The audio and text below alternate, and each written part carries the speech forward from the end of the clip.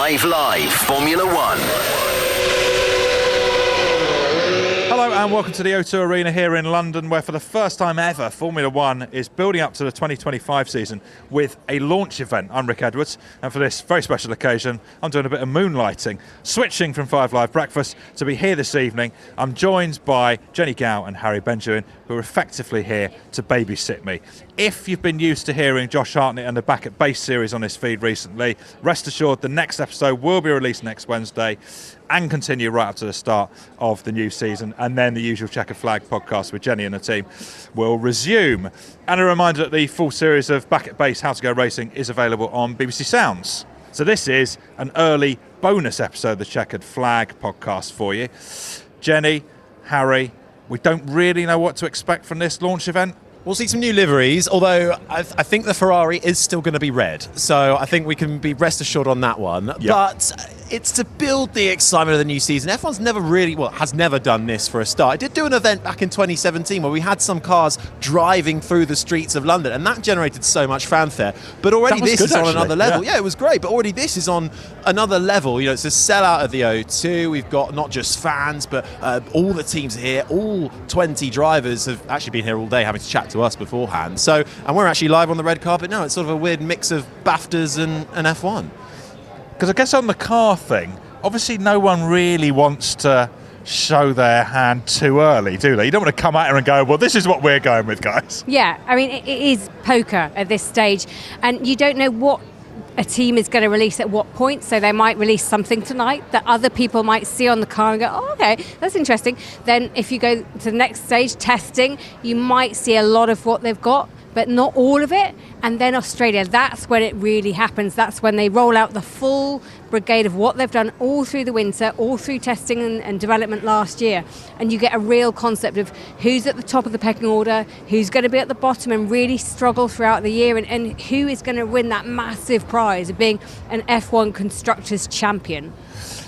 Everyone's going to be quite coy when we ask them about this, but do you think the teams at this stage will know what they're expecting from their cars?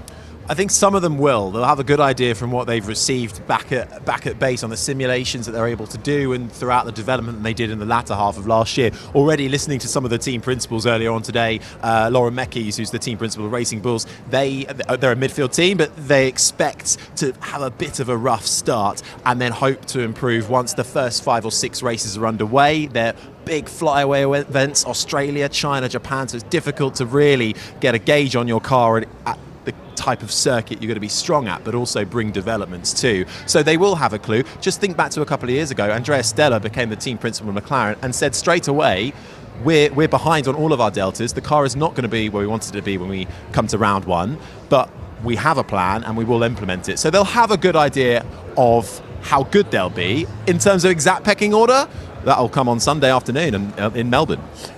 Don't want to overstate this, but it seems like everyone that you ask here will give you a different answer as to who they think is going to be leading the pack this season. It's genuinely wide open.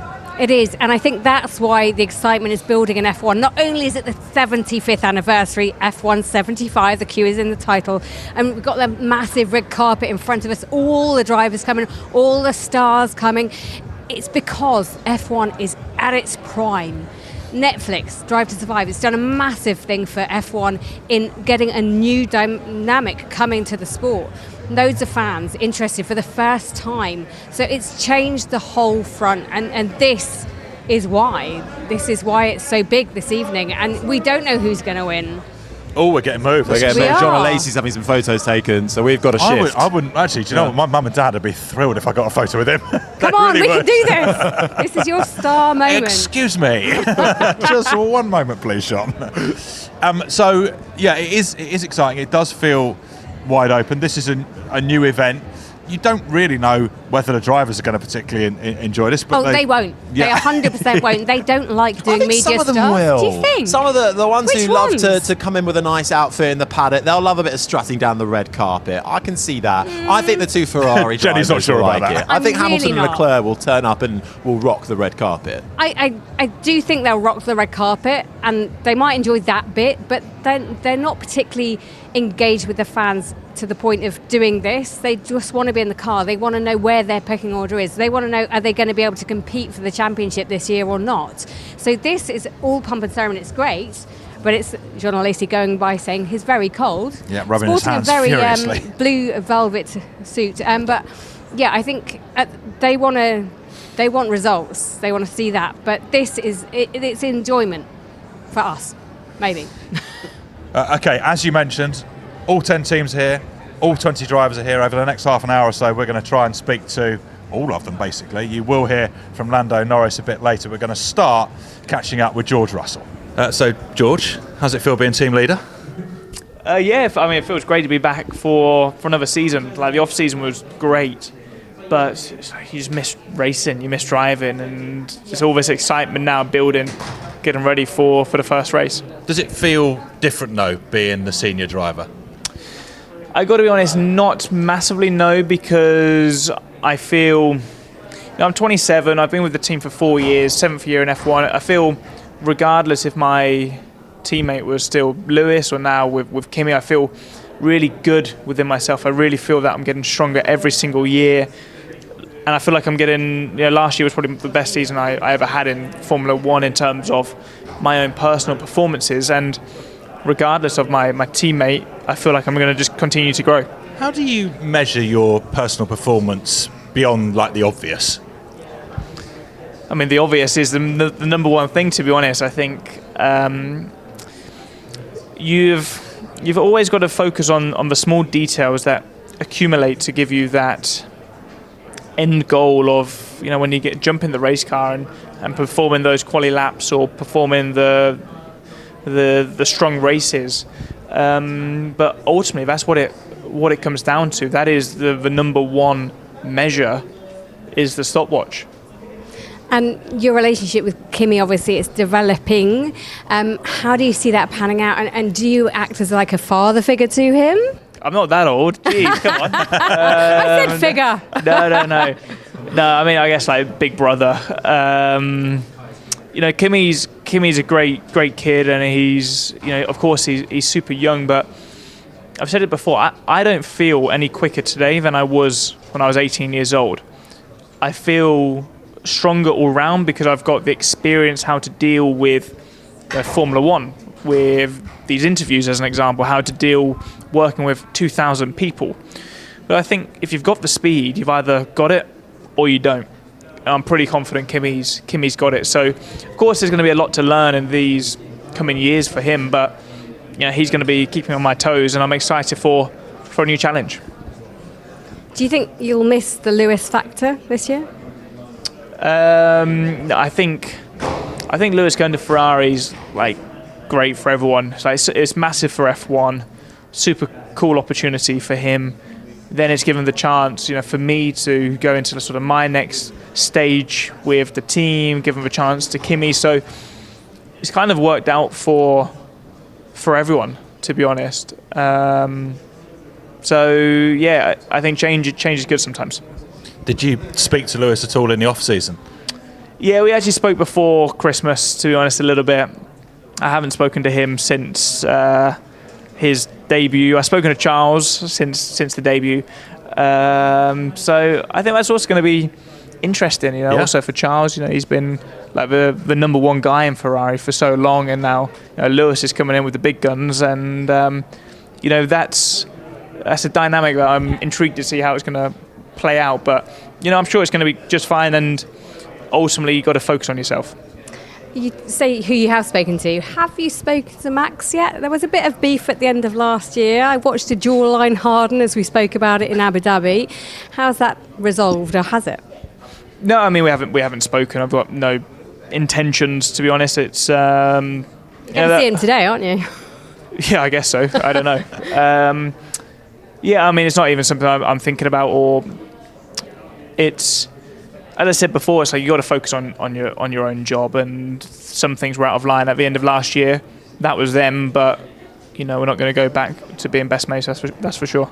How are you feeling about the no swearing rule? Come on, give us full barrels. This is the BBC. No, I mean, We've got the bleep machine ready. yeah, for sure. I mean, I don't think I was one who swore that often. It's difficult for the guys when English isn't their first language. Like, the first thing people get taught are the swear words. Yeah. And like, I'm talking with Kimmy, and he's teaching me the swear words in Italian. You know, love it doesn't teach me how to say like "lovely to meet you." It teaches me how to say like, you know, whatever. So Try that on the radio. look, I think we've all said it before. We got to continue to show the personalities, and you don't want to be in a bubble. So I think that's pretty obvious. One final question for me. Can you win the championship this year? You got to believe it. You know, I go to every race believing we can win it, and I will still, regardless of how testing goes, I'll go to Melbourne believing we can win. And even if we don't win in Melbourne, I'll go to the next race believing we can win. So I never like to look too far ahead. I sort of take it day by day, step by step. But you got to believe, and that's what we'll do. Thanks, George. Nice Your one. Thank you. teammate, Kimi Antonelli, has been speaking to Andrew Benson. Kimi, thank you for joining us. Now, you're 18 years old and you're making your Formula One debut this year as a replacement for Lewis Hamilton, of all people. How's that feel? Well, first of all, I don't feel like his replacement. I just feel like the next former, Mercedes F1 driver. But it's such a great opportunity. I'm really grateful for the trust and the opportunity Mercedes gave me. And but at the same time, it's a big responsibility as well, because I'm racing for Mercedes, top team, and so they've got some expectation as well, of course. And but I'm just gonna try to make the best out of this opportunity. And one of the crazy things that's happened this year is that you've not only becoming a Formula One driver, but you can now drive a car on the road. You had to pass your driving test this winter. How did that go? Did you get anything wrong? No. So I just did one little mistake on the theory. But I had 3 mistakes allowed, so it was fine. I was really nervous, first of all. I mean, that week was like hell, because I was like really studying, really practicing, because I knew I only had that shot at the end of the day, because then, the preparation starts, then the season starts, and I've got no time to do the driving test again. So I was super happy to have passed straight away. The hardest thing was the parallel parking and reverse parking. Really? Yeah, I mean, I'm not used to parking an F1 car. So definitely that was the toughest part. But no, it went all well, and I'm super happy to have passed the driving test, and finally I can drive on my own, and I don't need to ask my mom to bring me over to places. And the crazy thing is you don't actually need to be able to have a driving license on the road to race in Formula One. Yeah, do you? exactly. Yeah. So I can say I got my super license before actually getting the driving license. So Yeah, which is it's crazy. pretty crazy, yeah. That was Andrew Benson talking to Kimi Antonelli. Do you know what? I can't stop thinking about George Russell's answer to your question about Verstappen, because I just assumed that he would sort of bat it off and be like, "Oh yeah, it's all fine now, water under the bridge," and he very much did not do that, Jenny. I know, and you'd think F1 is such a small world, especially for the drivers, that they all live within 1 mile radius of each other in Monaco. I would have just expected George, being like the head of the GPDA, to have resolved things. As he basically is the chair of the union for F1 drivers. You think he would have just, bumped into him casually somewhere, maybe doing the shopping, and it It sort of sounds like he actively doesn't want to bump into him, Harry. I'm here for it. I want more of it. I want the absolutely. pettiness. Oh, by the way, if I want that's the not clear, beef. I love it. I think, he's the head of the GPDA. I don't care. Let's have it out on track, off it. Just makes Formula One way more interesting. If we've got great on-track battles, but also if we've got these personalities. I feel like there are such big personalities up and down the grid, and thanks to things like Netflix and Drive to Survive, that's all come out. But this feels a little bit, the olden days of Formula One rivalry. I It's think like there's proper something needle. bubble. Yeah, exactly. I think there's something bubbling there, and I think we picked that up from your interview with him. And because he's quite, I've always found every time I've spoken to George, he's quite measured, he's quite guarded. I don't think he gives that much away. He just thinks as he speaks. But with that, you really, it was a glimpse of, no, this is not going to be resolved. I do not like this guy. That was out of order. I wonder if it's also... You're right, he has been like that. He's obviously very well media trained. But I wonder now, as he is having to be team leader, if that's also a factor of him just having to be a no-nonsense kind of guy, both within the team at Mercedes, because he will be wanting to make the decisions and lead that team down whatever development front they may go this year, but more importantly into 2026 when we get a whole new regulation cycle. The last thing he wants is for somebody like Kimi Antonelli to come in who's going to be this rookie wonder kid we all think, and then suddenly, well, hang on, is George, is he this team leader, is he this level-headed guy, but also has a bit of a bite to him as well. I think that positions him quite nicely. Yeah, I like the bite, as you say. I'm here for that. And it's interesting, isn't it, that he's chosen Verstappen, he's chosen this argument to really dial down on, and this was the same George that I spoke to in Abu Dhabi last year, and you can see it's still there. Yeah. It's been a couple of months. He's had all these different flights. He's flying around the world promoting Mercedes, but at the heart of it, he's still upset about something that happened last year, and it's still going to get onto the track in Australia in a month's time. And these are two guys who used to get on. Yeah. They used to play sport together. Yeah. That, they were part of that. I always think of it as this weird community in Monaco that go out shopping together. They celebrate birthdays together. Paddle community. Yes, whatever so the latest weird, craze is. It's such a weird bubble. I mean, they must work out in a gym next to each other. It's such a strange world. Lewis Hamilton and Nico Rosberg used to live in the same apartment building, didn't they? I think they maybe even still do, and would see each other in the lifts and things like that. It is a bizarre world they live in, but. I mean, coming back to this rivalry, I do think I think it will be fine, because it all kind of stemmed from, I think, towards the end of the season, long season last year, longest ever in Formula One history. We're going to get it again. And Verstappen was gettable. And I think maybe that was what kind of fueled George's frustrations a little bit more. I don't know. I think it was more personal than that. Really? I don't think it came to the competition. I think he just did something that really annoyed him, and he wanted to shout out about it and say, no, you're wrong. You're not doing the sport the right way. And it's like someone who's messed up at chess. It's personal, and it's that's not how you play this game.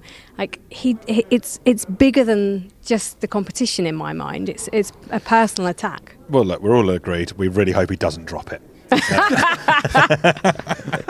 I've got to say, it was nice hearing from Kimi Antonelli there with Andrew. I don't know if either of you saw my very brief interaction with Kimi Antonelli this morning. The whole media room saw it, Rick. Yes. Yeah. So we were hanging out in the media room, and he was being led round by, I guess, his PR lady. Yes, right. And effectively doing a charm offensive. That's the idea, right? For the 500 journalists that are sat there. He's going round, he's saying hello to everyone. Very charming young man. Says hello to you. You get a photo with him, Jenny. Handshake and all this kind of stuff. That makes me sound like such a fangirl. No. But he was. I'm trying to paint a picture. This guy was, he was on show and he was doing the thing. Got to me, genuinely, I held my hand out and said, "Hi, Rick." He shook my hand whilst facing the other way. He didn't. He did not look at me. I don't even know. It's good coordination. He shook my hand without looking at me. Didn't say a word, and it was quite limp. I was like, that's put me in my place. You're calling him out for a limp handshake as well. I'm calling him out for everything. I was like, wow. Why does he victimise me? Maybe it's the cap. Maybe it's the cap. He didn't quite recognise you. Maybe. He's 18. He's probably quite intimidated. Quite short as well. You're a large man of great stature and great reputation. Look, in hindsight, I shouldn't have stood on the table. I agree with that. But I wonder he could just smell that I'm not technically a Formula One person. I'm just a fan. He's like, undercover today. You don't belong here. Another rookie who I think everyone's very excited to see this season is Oliver Behrman, and he is joining us now.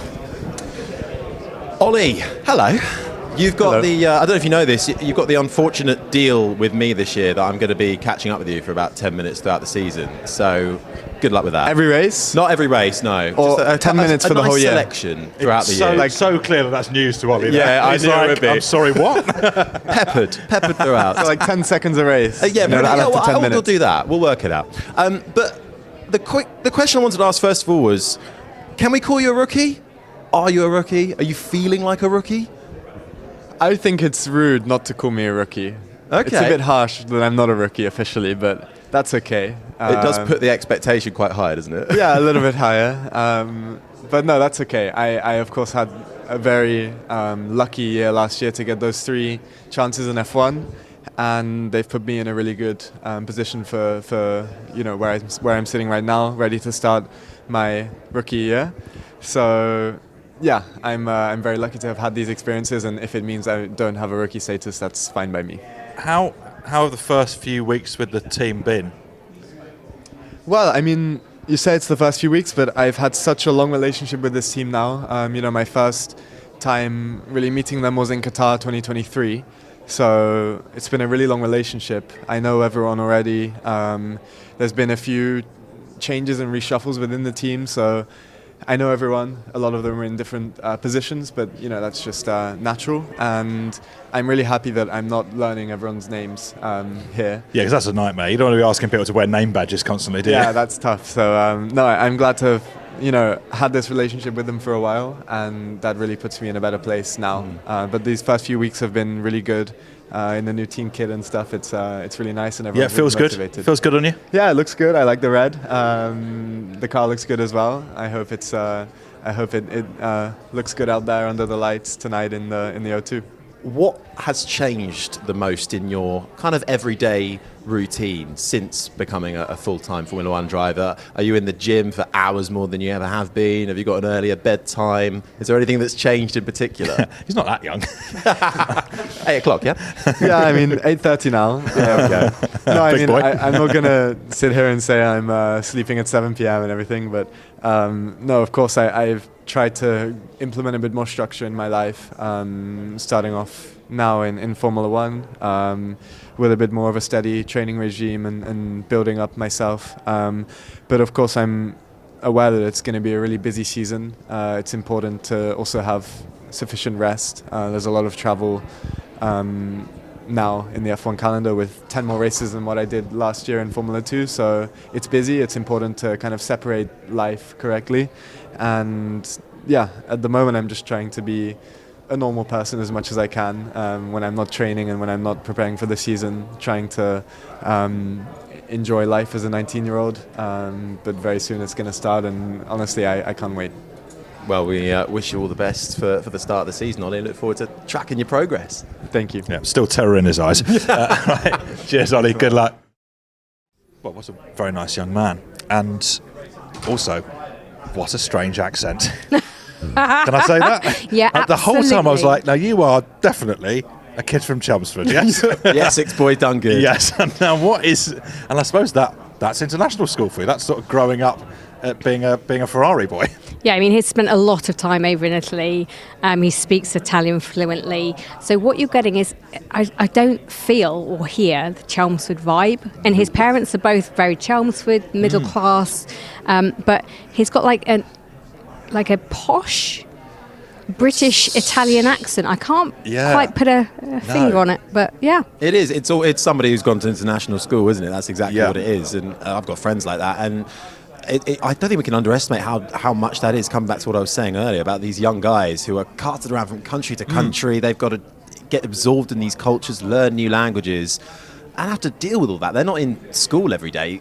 This is the Ferrari Young Driver Academy was Ollie Behrman's 9-to-5 school day. Yeah, and he seems, on the surface at least, to be taking it all completely in his stride. Like really, like together. Good handshake. Focus, solid. I would say, and this is a compliment, unremarkable handshake. You don't want to have a remarkable handshake. You don't want to be remembered You for just that, want to yeah. have, it was a handshake. Decent handshake. Nothing to write home about. I tell you Got what, it done. there is a whole new vibe when it comes to F1 that I've noticed, and Behrman is the epitome of it. And it's about actually young girls coming to the sport and idolising these guys. So you look at Charles Leclerc, Ferrari, you look at Lando Norris, George Russell. They are now the Britpop equivalent. They're young. A lot of girls like them. They follow them as a human. And Behrman, I was at Autosport International in January. They were queuing round the entire block just to meet him. And you cannot underplay how important that is. How long did you have to queue for? No, I was too old. Out of the queue, come on. Who are you here with? Just me? Yeah, it's a whole new phenomenon, isn't it? These young kids coming into the sport and they're idolised in a very different way to their the last lot of drivers. You can't underestimate the power of social media in that as well, because you think about, obviously there's always been young drivers coming through, but they just didn't have a kind of accessible online profile in any way, and they just felt much more, I guess, sort of remote and untouchable, whereas now they're kind of quite there, aren't they? Yeah, well, I mean, Max Verstappen set the trend for younger drivers coming in, and ever since then they're almost getting younger and younger. And you talk the social media aspect is a whole other job for them that they have to be prepared for, and they've got to be on it, especially the way Formula One I think is shaping up to be this year. I'm really excited by it. I think it's going to be one of the most spectacular seasons we've had for a long while. Talk about rookies on the grid. We've got driver switches left, right and centre. Behrman's going to line up alongside Esteban Ocon in the Haas. Not to mention Hamilton going to Ferrari. That's going to be a fierce rivalry. But the man who had to say goodbye to Ferrari was, of course, Carlos Sainz, who's gone to Williams. He's gone all the way down the field. He'll be teaming up with Alex Albon. He's going to have to readjust his expectations this year. Can I say that's a bum deal? Does that go in with the 5 live policies of what you can and can't say? It's a raw deal, isn't it? It's hard to characterise it any other way, I think. I mean, I was looking at it thinking, fantastic. You've got a prime seat at Ferrari, and all of a sudden, through no fault of your own, not because he hasn't performed well, he's performed exceptionally well, but he finds himself out of a seat, and he's lost at musical chairs. Yeah. And now he finds himself at Williams, and the Williams team can be great, but they can't be Ferrari. It's a really nice idea that in one closed season, one off season, they do actually do just musical chairs, and wherever you end up, that's your team. That's how I think of it. As soon as the flag goes down. Buy into that, but very funny. I buy into that. I do. It is obviously a bum deal for Carlos Sainz, but I think between himself and Alex Albon, they've got quite a good duo there. I think there's going to be a bit of pressure on Albon, because we're going to see what he's really made of alongside somebody like Sainz, who's proven time and time again how quick he is in the car, but also the kind of engineering mindset that he has as well. He's a strategist inside the car as well as driving it. And so together, I think they could power Williams forward. It won't be immediate, but I think they've got good bones there now to really start progressing over the next couple of years. And there will be a bit of pressure on Albon to deal with that too. Well, let's go and talk to Alex Albon right now about those bones he's going to be picking over. Alex, how you feeling about the season? Good, yeah. I mean, it's a different feeling this time just because of this show, but enjoying it. How's the car feeling? Feels good. We did a shakedown on Friday. It was, I think, 2-3 degrees, and we don't use the same tyres as we use in a normal race weekend, so a little bit unknown, but honestly smooth. We did a live show, a bit like today. Yeah, you got in early, didn't you? Yeah, we did. Without takeout. It was brave, if you think about it, because last year we came into the year, we were delayed, we were rushing around, and we didn't have all the parts available. This year we've gone fully the other way and done a live show, and the car performed well. So so far so good. Does it feel different within the team? Obviously, you got Carlos Sainz coming from Ferrari to Williams. Yeah. Does it feel like? Well, tell me, how does it feel? No, honestly, it does. It does. I think that the energy in the team, it's interesting because I think every driver and team principal would say the same thing. There's a huge focus into 2026. But at the same time, I'm really excited when I see the way the team's reacted to Carlos joining. Just there's such an openness and keenness to learn, which, if I'm honest, when I first joined from Red Bull to Williams, I think the culture wasn't quite there yet to have this almost super, okay, how do we get to the top? That's been very interesting. Is it interesting for you watching how Carlos approaches things, how he goes about his work? Not too much, because actually I think we're quite similar in the way that we approach things. I think that we are quite methodical in our approach and quite scientific. We want to know the science behind why we do the changes we do. But it's still interesting. He definitely has, a different structure, off track, on track. But we are really aligned, really, in the weaknesses we see in the team, the strengths we see in the team, and also, the areas that we know we can help in. I'm quite interested to know how far you think you can go this year, because obviously we've seen McLaren completely resurgent and win the championship. Williams would be so keen to do the same thing. Is it possible for another team to do that? It is. I do think it is. I don't know. In my head, it feels like there's such an eye, unfortunately, into 26. I don't think the midfield teams, at least, are looking at that top bracket and thinking, let's give it everything for this year, because it doesn't really make sense. You really want to start next year in a better place. However, saying that, I think the top fight is going to be really interesting to see, who comes out on top. This year feel like a bit of a free hit to you, in a way? It's a weird year, Yeah. honestly, I have to say. I think it's there's a clear incentive as drivers. We just want to perform, and we want to do the best job we can in a race we can. I've said it before, but look at how Red Bull started the new regulation season back in 2022 and how much of a head start they had, and only till now have McLaren finally caught up. That's 3 years of being untouched, more or less. We kind of want the same thing, I think it's so important to get off to a good start, and you can only really do that if you prepare early for the 2026. So have you got any idea in your head about what you personally want to achieve this season? Not so much in a numbers point of view. I would like to be able to say we're in a position to score points regularly. I don't think we were there last year. I think we still had our hit and misses, and I think it took us too long to get competitive. We started overweight. For now we're starting on weight. We're in a good place to begin with, and just have them opportunities. I felt like it's tricky now. The midfield is so strong, and there isn't that much wiggle room to have a point scoring opportunity. Thank you. Thank you very much. Okay, thank you very much. Hi Lando, how you doing? You right? Nice to see you. Lando, nice to see you. Happy New Year. Is it too late for that in February? It feels like it. I think it Have is a microphone. too late. It is too I'm late. so sorry. You get your Happy New Year's out of the way in the first week of January, or not at all, I'm afraid, Jenny. Because it's the first time I've seen you. Are we on now? Yeah? Yeah, we're on. Oh, we're on, This, we're on. this is Wow, literally, okay. this is it, How are you amazingly. So, given the second half of last season, you must be looking at this season and thinking, right then.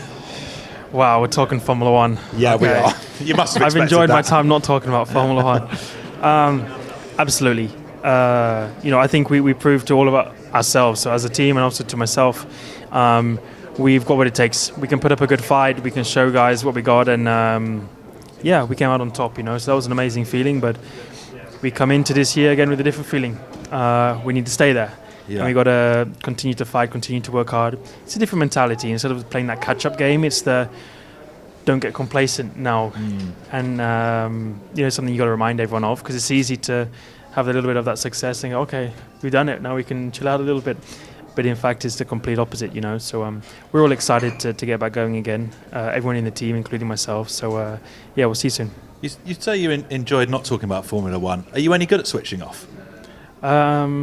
I don't know. I think I am, but at the same time, it's been my whole life, racing So and you sort of Formula need One. to be obsessed with it, don't you? I am, and even when I do try and switch off, which I think I'm good at, spending my time with my friends and traveling around and doing other things.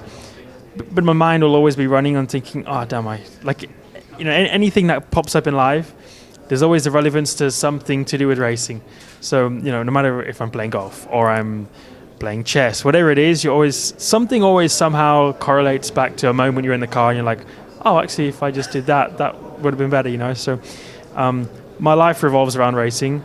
The rest of it revolves around it, So racing is always in my mind, but it's important and it's vital for me to also be able to turn off and switch off and not think of it, not almost dilute myself of too much of it, because I'm an overthinker as it is, and one thing I've found with myself that I need is time to be able to turn off and not think of it, so I can come back and concentrate and be more efficient. Because if I'm just overthinking it all the time and thinking of it too much, I just turn into a bit of a mess, and that's not good for me. When you mentioned chess and golf? Do you have to win at everything?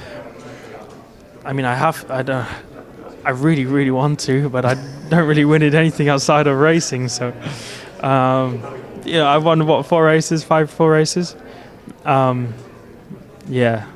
Even that's not a lot at all comparing to what I would love to do, but it's more than I probably achieve in any other sport or any other competition I do outside of racing. So yeah, it feels like you're doing the right thing. I make the most of those four wins, that's for sure. When we get to the end of this season, can you imagine them actually saying, Lando Norris, Formula One World Champion 2025? No, because I just don't, at no point even thinking about it. But you want it? I want it. It doesn't mean I need to think about it in any way, so...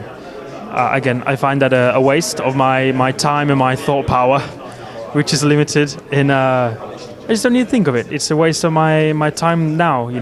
I think of how to achieve it. I don't need to think of what happens when it happens. That's what works for me. For other people, they want to envision all this stuff and visualize, and great for them. For me, it's okay. What can I do today that's going to improve tomorrow? What's tomorrow that's going to improve the next day? So I live. And what works for me is living much more in the moment on what's going to get the best out of me today. I'm at McLaren tomorrow. What can I do tomorrow that's going to help me on the sim, and it's going to help the day after, and it's going to help at the first test. Then when you get to the test, what's going to help the first race? So you take it like that. For me, it's a waste of imagining too many things and presuming or guessing. For me, it's just a waste of energy. Simple as that. There we go. Lando Norris, not a fan of manifesting. No. Good luck for the season. Thank you very much. Cheers. Cheers.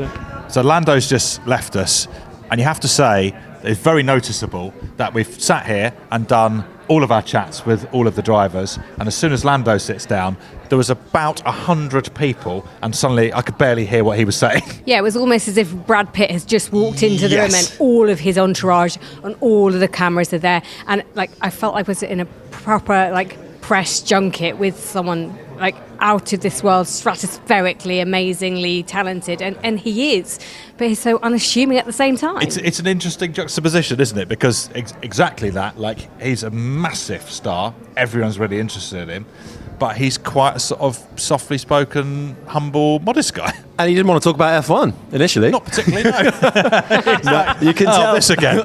You can tell though that he is coming in as the championship favourite. I think the bookies have him as the favourite. Obviously, McLaren coming in as the champions in the constructors, and so much was made of can Lando Norris take it to Max Verstappen last year. Ultimately, that didn't happen. But now, if McLaren can finally start a season off well, that changes the game. And you can just tell, from everybody who showed up to watch you guys do that interview, but who's following him around? The Netflix crew. Yeah. Big old boom mic over you two having the interview. So they're following the stories. That he is one of the protagonists of this season, and he could become a Formula One world champion. That is a realistic goal for Lando Norris this year.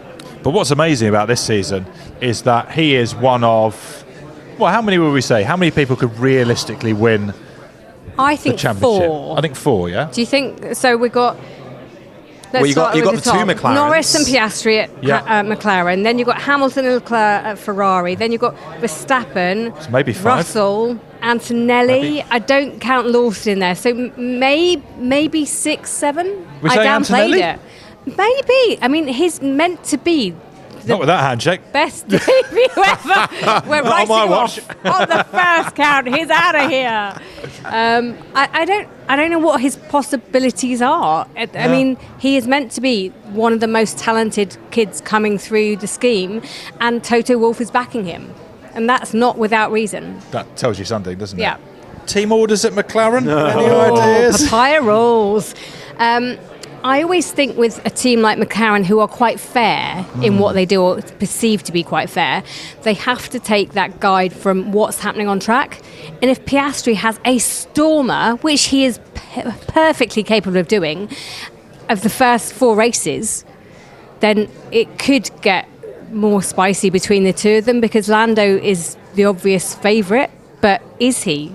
Can he prove that out on track, or will Piastri get the better of him? And then I guess we'll have a similar conversation at Ferrari as well. But we don't really know how that's going to shake out. It's Lewis Hamilton coming into Charles Leclerc territory, isn't it? But It's Lewis Hamilton. Yeah. Oh, I mean, I said it earlier. I think Leclerc will have the better of him to begin with, but not for very long, because I think such is the way Ferrari operates. You do need time to settle, and it's a massive move that's gonna take a little while just to embed. However, when he is embedded, I actually see that duo really complementing each other out on track. I think they're both sensible enough to know that they can race hard and fair and still move that team forward. Ferrari now stand a chance to take a Constructors' title. Constructors' Championship was realistic. It was realistic last year. Yeah. Absolutely. And Ferrari, they have so much prestige in this sport, but they haven't got the recent titles to show that prestige. So now they've done it. They've got Lewis Hamilton in the car. They've got Charles Leclerc, their Ferrari young gun, who they guided through the pathway up the ladder to F1. This is the moment now. I mean, that picture that they released of Lewis Hamilton and Maranello standing outside the house with, I think it was 7 windows open and then an 8th window shut, and that being the window to his 8th World Championship. They are loving this, and all of that is going to propel the team forward to being an absolute mighty force this year. Well, let's hear from Lewis now. I'm looking forward to seeing the cars, and I think there's some fans here, so looking forward to seeing them. This year, of course, you've joined the Scuderia Ferrari team. How excited are you to get out there racing in red? That I'm excited about. Like, tomorrow I'm driving the car, so that's can't wait. Every time you get into a Ferrari, it's just there's such a special feeling. Even just working with the team, it's really unique.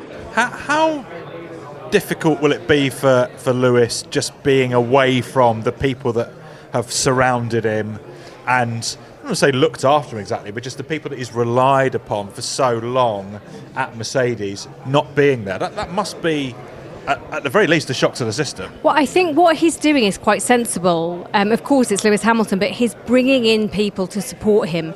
So obviously, Fred Vasseur, who runs Ferrari, he used to be in his team. Yes. So that's not a complete break. He's brought in Angela Cullen, his physio. Brought back. Yes, who is back from the Mercedes days and has had a couple of years out, and now she's back. So he is surrounding himself with people that he can trust, that he can lean on, and that he hopes will give him the comfort blanket going into Ferrari, into an Italian-speaking team that will help and guide his way. I have also heard he's downloaded Duolingo, and he's already past the beginner stage of Italian. So all these things are moving in the right direction. In a cafe. Yeah. He can get his espresso. He's fine. I mean, you can't underestimate Lewis Hamilton's ability to learn and adapt, and he's managed to do it all through his career. And people, I think, look at him and think, oh, he's just an F1 driver, he's a bit stupid. He is not. He is so logical. He thinks things through, he learns things, he adapts to a team very quickly, and he goes out of his way to make sure he goes round the team and introduces himself to everyone. And he is the hero of the story. He doesn't have to introduce himself to anyone if he doesn't want to, but he takes that time, and I think that's the difference with him. And also the same is true, it's sort of in reverse. Like, Ferrari will be going out of their way to make sure that he is happy and to give him everything that he needs, because it's such a big deal for them bringing him on board. Yes, there is the other side of this, in that over the last couple of years, Lewis Hamilton hasn't always looked like he's had the performance of old. George Russell, his teammate, has been able to get the better of him at times. It's been close, but Russell has been able to show that Hamilton is beatable. Yeah. Now, Hamilton is getting into the twilight years of his career. He's only got a few years left. He will end his career at Ferrari. There is the other side of this coin where, has this team switched perhaps the last roll of the dice for Hamilton to reinvigorate himself? And I think it will reinvigorate him, but will that be enough to still show that he has the performance still that we know Lewis Hamilton had and what secured him his 7 world titles? Well, let's hear from Charles Leclerc then. Charles Leclerc, welcome to very cold Britain. I'm so sorry, but this is quite the event. It is, and I think it's amazing. I think it's really cool to be here, to have such an event where everybody agrees to show their cars to the world in the same night. Before it was a bit random, and that was a bit of a shame. Today's a big night for Formula One, and it was needed. So I'm really happy to be here. And obviously you've got a new teammate this year. Lewis Hamilton has had a few headlines, I think it's fair to say. How is preparation going with him as a teammate and with the team? Extremely well. I mean, of course, Lewis has had his headlines, but it's normal. I mean, Ferrari is the most iconic team in this paddock, and Lewis is one of the legends of the sport. So it's completely normal. And on my side, I'm just focusing on myself, training as hard as I can, getting ready as I possibly can for this season. I've been quite a few years with the team, and obviously my only dream that remains to be ticked is to be a world champion, and I'm doing absolutely everything to be as ready as I can. With Lewis, it's going to be a really huge challenge, but I'm really looking forward to it. I've got a lot to learn from him, but it's also an opportunity for me to show what I'm capable of, so I'm looking forward to it. It looks like a really close battle between the top teams, the top drivers this year. Are you ready for it? I am ready for it. I mean, I would love that. Last year we were a little bit on the back foot in the first part of the season, which cost us the title at the end of the year. So if we can start the season strong, I believe we can have a shot.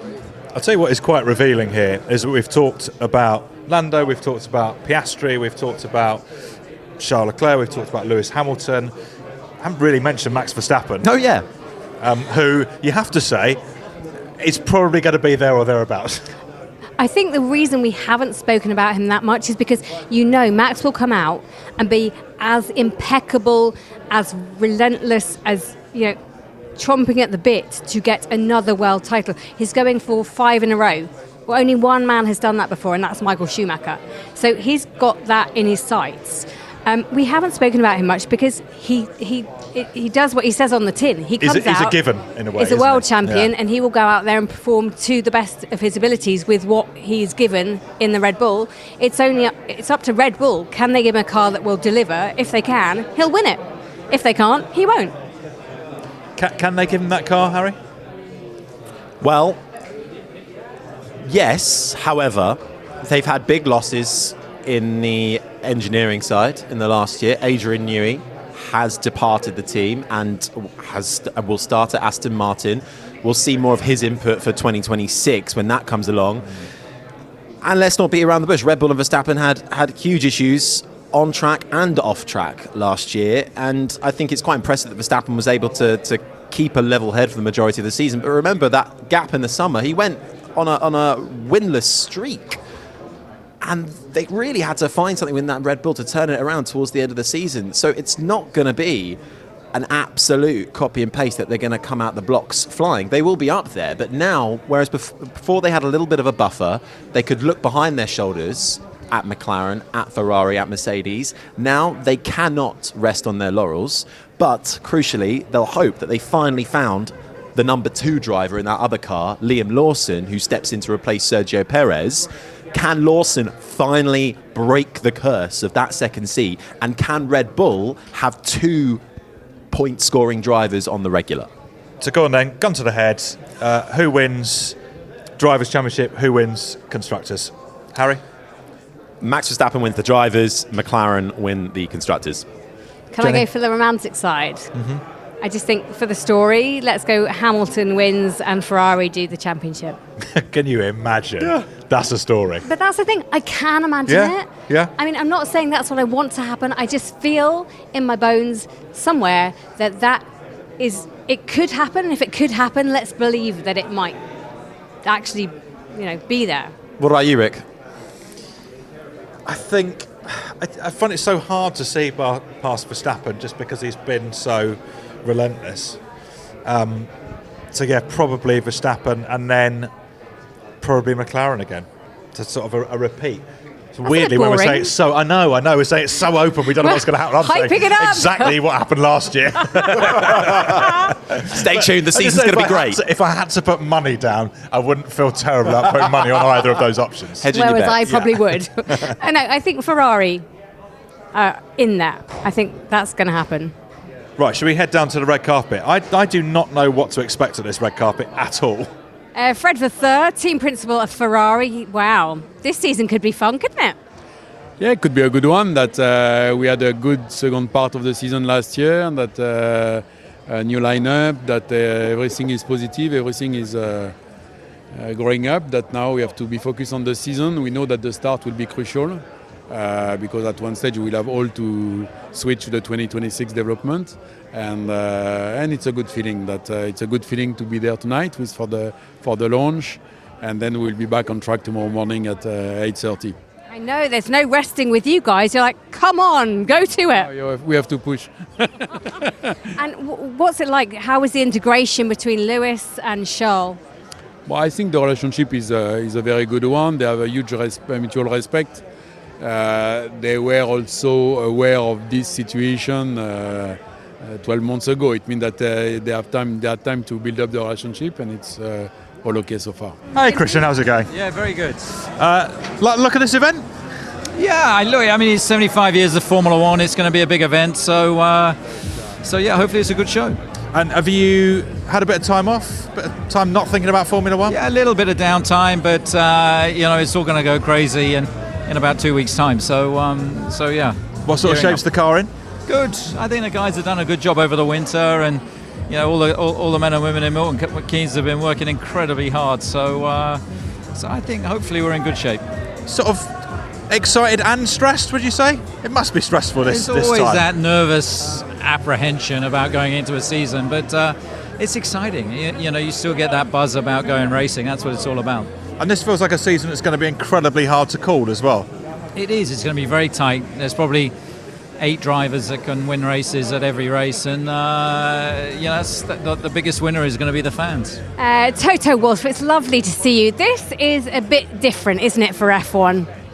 Yeah, it's something new, and I think we need to start new things, and credit to Stefano and his gang to pull that off. And what about this season? Are you going to be able to pull it off? I'm always the glass half empty person, pessimistic, and we've had some good races, and we just need to hopefully continue to perform more equally balanced over the year. And obviously you've got Kimi Antonelli joining the team, who's very young, 18, just passed his driving test, and George Russell, who's standing next to us. How confident are you that your team can succeed this year? You know what's odd? The two of them together are younger than I am. Although I don't feel like that, which is bizarre. That's a good thing. Yeah, probably everybody says that's getting a bit aged. We have a young team. I consider that Kim is 18 and everybody speaks how young he is, but then George is 27. He's a kiddo too. So that is a really exciting situation. How highly do you rate Kimi? Because it's a big thing, 18, going into Mercedes. I rate both of them very highly. I rate George very highly and I rate Kimi very highly. And most important for Kimi, we need to give him time, manage expectations and his own also. And then he will develop and will be scoring great results. Okay, so first thing I really want to do is do a quick debrief on what everyone was wearing on the red carpet. There was some really, really naughty gear out there. There really was. When you say naughty, you must clarify that. Oh, I mean... bad? I mean naughty, as in, what are you doing? Behave yourself. I mean, F1 has never really traditionally been the home of good fashion. No, all of a sudden, and it still isn't. Well, I think Lewis Hamilton has changed the game a little bit, and he came, he flew past us, he looked great. Some of the other people are looking great as we speak. Toto Wolff in a very nice Toto always basically wears the same thing. George Russell, what did you think of his fashion? George's I thought was nice. Okay. Yeah, George's was chic. A few of them obviously look like they're going to their sixth form leavers ball. That is true. Oscar Piastri got out of his McLaren behind Zach Brown and looked like a sort of student following the headmaster or a son following his dad. Yeah, dropped off at school. I spotted Tsunoda earlier. He's actually low-key a bit of a fashionista, I think. No, and I like the car he pulled up in as well. I think his was the best entrance. Doing donuts just by the red carpet. I'm surprised not more people did that. That would have been my go-to. That would have been a long evening if they all did it. Yeah, everyone trying to get a bit more smoke out. Ultimately, I mean, I think it is worth pointing out that, this whole fashion world is a bit bizarre for Formula One. But that's the way it's going now. F1's just signed a massive multi-million deal with a massive fashion brand. This is having a direct influence now on how we run the sport, because Formula One is now very much in the mainstream. It's merging with this entertainment lifestyle, and this is the new normal. Yeah, and this this whole event, this kind of glitz, this glamour, this red carpet, that all speaks to it. Yeah, And you decided to wear a hat. Yeah, always. Yeah, you think I'm baseball doing my hat. hair at 3 a.m.? You've got to be kidding. It's just on the whole Also, day. there is quite a lot of people wearing hats here. I feel quite at home. My question, though, same again next year? At the moment, this is just a one-off, but do you think every year? I mean, hard to know how you sort of measure the success, but it feels like everyone's enjoyed themselves. It's nice for the fans. Seeing the cars is obviously pretty cool, and seeing all the new livery. Putting on like the show with like the music acts and stuff. I think it's great. I It's think great people that everyone embraces it and goes, you know what, F1's in a great place and this is what we're going to do to celebrate it. Whether it happens again next year, same time, same place, back in the UK, I don't know. Maybe it needs to explore other territories like the US. But yeah, I mean, I think the teams will sign up for it. They probably won't have a choice.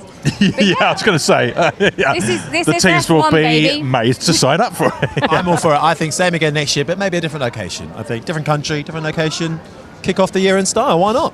Well, we can officially say that the Formula One season is launched. Yay! You can I'm so hear, excited. there we go. Yes. You can hear live coverage of every session at every race of the 2025 season across the 5 Live network and on the BBC Sport website. Plus, the team will bring you the Checkered Flag podcast, previewing and reacting to every race. And a reminder, and I will keep reminding you about this, Josh Hartnett and the Back at Base series, wherever you get your podcasts, the full series is available on BBC Sounds. It's a cracker. Yeah, thank you. You've been listening to an IMG production for BBC Radio 5 Live.